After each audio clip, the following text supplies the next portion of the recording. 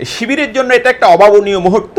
ঢাকা, জাহাঙ্গীরনগর, চট্টগ্রামের পর রাজশাহী বিশ্ববিদ্যালয় ও সংগঠনটি ঐতিহাসিক বিজয় লাভ করেছে এবং যেটা বলছিলাম যে শিবিরের ইতিহাসে এমন দিন আগে কখনো আসেনি। দৃশ্যত বাংলাদেশের অন্য সব ছাত্র সংগঠনের জন্য রাজনীতি কঠিন করে তুলেছে শিবির এবং যদি তারা নির্বিঘ্নে কার্যক্রম পরিচালনা করতে পারে, খুব সম্ভবত ক্যাম্পাসগুলিতে অন্য যে কোনো ছাত্র সংগঠনের জন্য জায়গা তৈরি করাও খুবই কঠিন কাজ।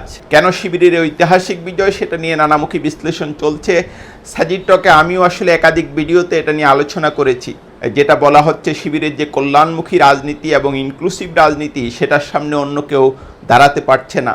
এখন বিলিয়ন ডলারের প্রশ্ন হচ্ছে আগামী জাতীয় সংসদ নির্বাচনে এই ছাত্র সংসদগুলোর নির্বাচনের রেজাল্ট কোনো প্রভাব ফেলবে কিনা। খুব স্বাভাবিকভাবেই বিএনপি এবং জামাত নেতাদের এক্ষেত্রে মত আলাদা। জামাতের আমির ডাক্তার শফিকুর রহমানও যেটা বলেছেন যে ছাত্র সংসদগুলোর নির্বাচনের যে রেজাল্ট সেটা জাতীয় নির্বাচনে প্রতিফলিত হবে।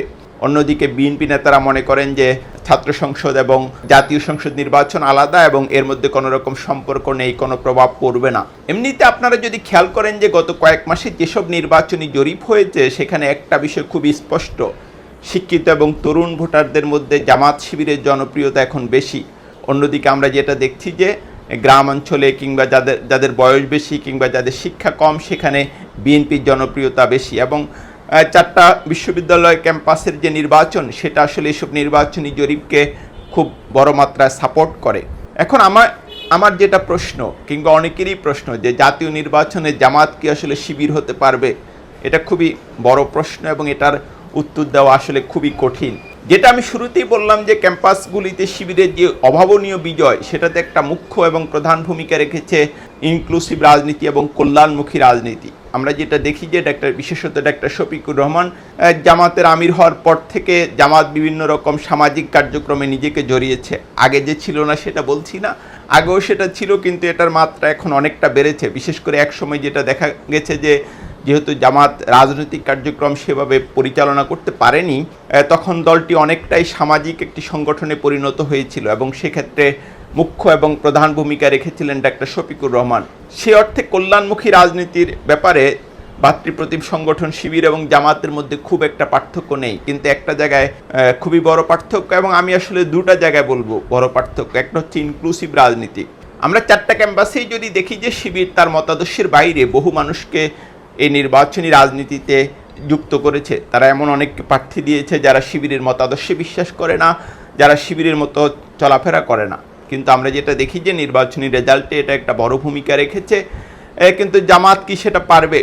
যেমন একটা বিষয় আলোচনা হচ্ছে, জামাতের নারীরা প্রার্থী হতে পারেন, হিন্দু সম্প্রদায় কিংবা অন্য সংখ্যালঘু সম্প্রদায় থেকে প্রার্থী হতে পারেন, কিন্তু আমরা যেটা দেখছি যে আসলে এখন পর্যন্ত তেমন কোনো প্রার্থীর নাম ঘোষণা করা হয়নি। এবং আরেকটা বিষয় অনেকে বলছেন যে জামাতের উচিত যে একদম তাদের কোরামের প্রার্থীর বাইরে গিয়ে সমাজে রাষ্ট্রে প্রভাব আছে এমন ব্যক্তিদেরকে প্রার্থী করা, অন্তত কিছু আসনে, তাহলে নির্বাচনী রেজাল্টে এটা একটা বড় প্রভাব রাখতে পারে। কিন্তু আমরা এখন পর্যন্ত জামাতের রাজনীতিতে সেরকম কোনো ইনক্লুসিভ রাজনীতির ইঙ্গিত দেখি না।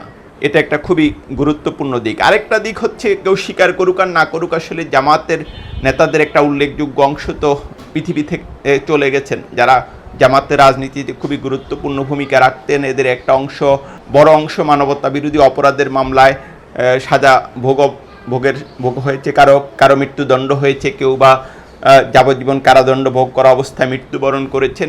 সেটা একটা বিরাট শূন্যতা তৈরি করেছে জামাতের রাজনীতিতে। জামাতের রাজনীতিতে এখন জাতীয়ভাবে নেতৃত্ব দিতে সক্ষম এরকম নেতার সংখ্যা আসলে কম এবং এটা খুব স্বাভাবিক। তাদের যে শূন্যতা তৈরি হয়েছে সেটা পূরণের সময় লাগতে পারে। এটা আবার তাদের যে তরুণ নেতৃত্ব, তাদের জন্য একটা সুযোগও তৈরি করেছে। অনেকে যেটা মনে করেন যে স্মার্ট তরুণদেরকে জামাতের রাজনীতিতে সামনে নিয়ে আসা উচিত। এই শূন্যতা পূরণ করলে এই নির্বাচনে জামাতের জন্য হয়তো অপেক্ষাকৃত অনেক ভালো রেজাল্ট করা সম্ভব। এবং আমরা যেটা দেখছি যে অনেক জনমত জরিপ হচ্ছে এবং সেখানে আসলে জামাতের যে ভোট, সেটা তাদের ইতিহাসে সর্বোচ্চ বলা হচ্ছে। এমনকি পশ্চিমা দূতাবাসে কর্মরত একজন কর্মকর্তা আমাকে বলছিলেন যে একটা জনমত জরিপে এমনকি জামাত এগিয়ে রয়েছে বিএনপি থেকে। সামগ্রিকভাবে এই নির্বাচনী রাজনীতির রেজাল্ট যদি ধরতে হয় জামাতকে, তাকে ছাত্র শিবিরের যে রাজনীতি সেটা আসলে তাকে অনুসরণ করতে হবে এবং এটা অনুসরণ করলে বহু বিশ্লেষকই বিশ্বাস করেন যে আগামী নির্বাচনে না হলেও আগামী 10 বছরের মধ্যে বাংলাদেশের রাজনীতির পুরো ভূগোল জামাত পাল্টে দিতে পারবে।